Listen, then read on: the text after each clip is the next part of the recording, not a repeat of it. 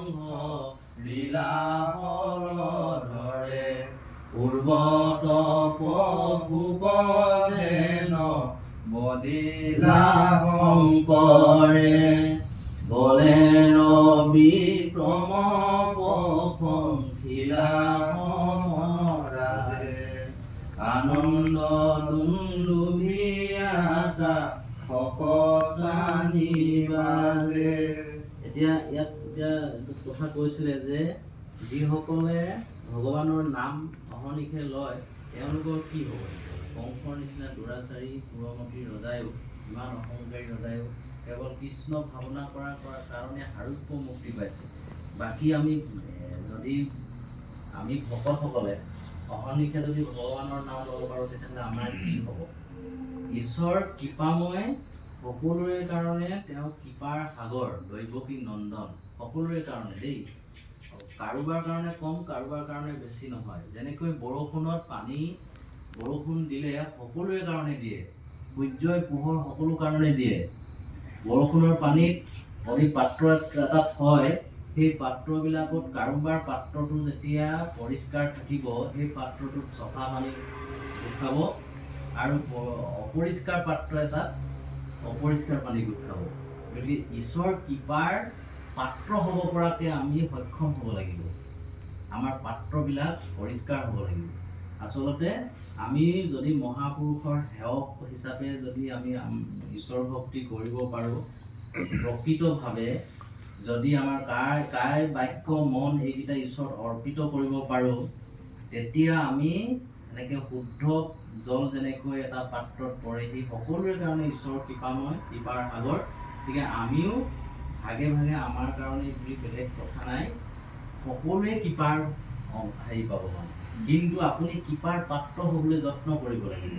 ঈশ্বৰে কিভাৱে ভাল পায় যে লোকৰ হিতকৰ কাম, আনৰ ভাল হোৱা কাম আৰু নিজৰ যিখিনি আক্ষৰিক প্ৰবৃত্তি, কাম, ক্ৰোধ, লোভ, মোহ, মদ, মাৎসৰ্য, অহংকাৰ, অভিমান, কুৎসা, পৰনিন্দা, পৰশ্ৰী কাতৰতা, এইবোৰ যদি প্ৰবৃত্তি ত্যাগ কৰি হৃদয়খন সুন্দৰ কৰি ৰাখিব পাৰে, সুন্দৰ হৃদয় এখনহে ভগৱান বাস কৰে। আৰু তেনেকুৱা সুন্দৰ হৃদয়ৰ অধিকাৰীজনে ঈশ্বৰৰ কৃপাৰ পাত্ৰ সহজে হ'ব। গম পালেনে? আৰু যদি আমি হৃদয়খন কুৎসিত কৰি ৰাখোঁ, অপৰিষ্কাৰ পাত্ৰত যেনেকৈ হেৰি থ'লে গ্ৰহণ অপৰিষ্কাৰ হয়, গতিকে শুদ্ধ হৃদয়তহে ভগৱানৰ যিবোৰ বাণীময় প্ৰকাশ। আপুনি যদি কৃষ্ণ ভাৱনা কৰিব পাৰে, কৃষ্ণ সংস্কৃতিত লীন যাব পাৰে। এতিয়া আমাৰ সংস্কৃতিটো হ'ল আজিৰ যুগত মানুহৰ সাধাৰণতে আমি অনুকৰণ প্ৰিয়। আমি কি কৰিছোঁ? কৃষ্ণ সংস্কৃতিতকৈ আমি ব্ৰিটিছ সংস্কৃতিক অনুকৰণ কৰিছোঁ। কৃষ্ণ সংস্কৃতিয়ে গাই গৰু পোহা, তাৰ লগত গোচাৰণ কৰা কৃষ্ণ সংস্কৃতিয়ে সেইবোৰ দেখাইছে। গম পাইছেনে? কিন্তু আমি ব্ৰিটিছ সংস্কৃতিহে কুকুৰ পোহাটো দেখুৱায়। গম পালেনে? এতিয়া ভাগৱতৰ হেৰিয়াত কৈছোঁ আৰু দেই।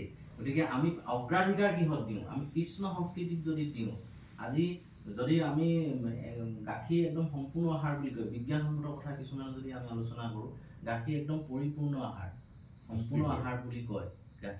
গাখীৰ যদি গ্ৰহণ কৰে, সেইকাৰণে আমি বৃন্দাবনৰ লীলাত কি পাইছোঁ? গোচাৰণৰ কথা পাইছোঁ। গো পালন কৰিছে, দধি দুগ্ধ ঘৃত মধু এইবোৰ খাইছে। সেইবোৰ খোৱাৰ লগে লগে শাৰীৰিক উন্নতিটো হয়েই, মানসিক উন্নতি হয়, আধ্যাত্মিক বিকাশ হয়। গম পাইছেনে? গতিকে আমাৰ গোটেই দৰ্শনটো হেৰি হ'লটো কৃষ্ণ সংস্কৃতি।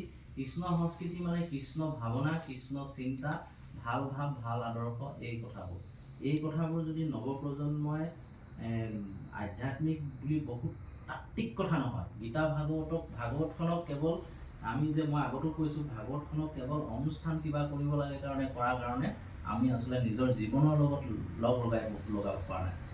যদি ইয়াৰ ভাল কথাবিলাক, গীতা ভাগৱতৰ কথাবিলাক নিজৰ জীৱনত কাৰ্যকৰী কৰি ল'ব পাৰে, তেতিয়া নতুন চামেও এই ভাগৱতলৈ আহি ভাল পাব, নামঘৰলৈ আহি ভাল পাব, ভাওনাত যেতিয়া তাৎপৰ্য বুজি পায়, ভাওনাত সূত্ৰ নাচি ভাল পাব, খোল বজাই ভাল পাব, দবা কোবাই ভাল পাব। এইবিলাক একদম ইমান যে এটা সংস্কৃতি মহাপুৰুষে আমাক দি থৈ গৈছে, ভাবিব নোৱাৰি। গতিকে তাৰ তাৎপৰ্যখিনি কিন্তু আমি নতুন চামৰ মাজত বিলাই দিব পাৰিব লাগিব। আমাৰ সেইটো কৰণীয়